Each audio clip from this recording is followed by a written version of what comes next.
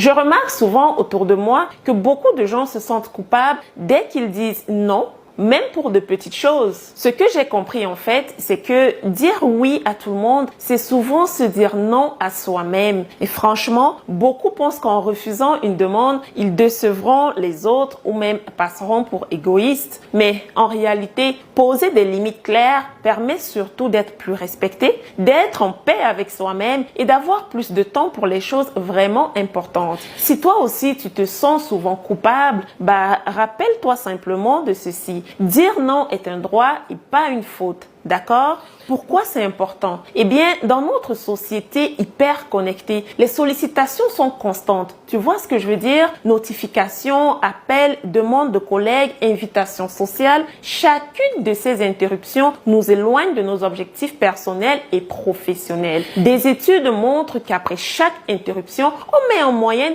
23 minutes à retrouver notre concentration initiale. C'est dingue, n'est-ce pas? Un exemple concret, ok?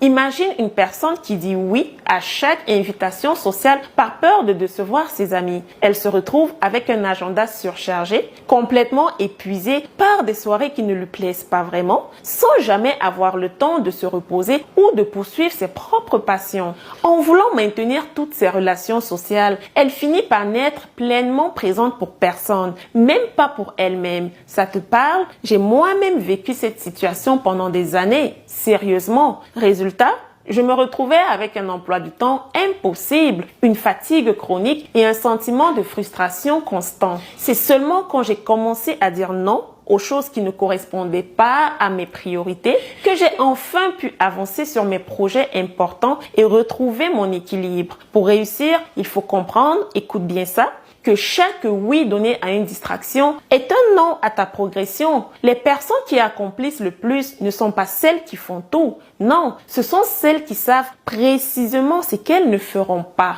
Protège ton temps et ton énergie comme les ressources précieuses qu'ils représentent. D'accord?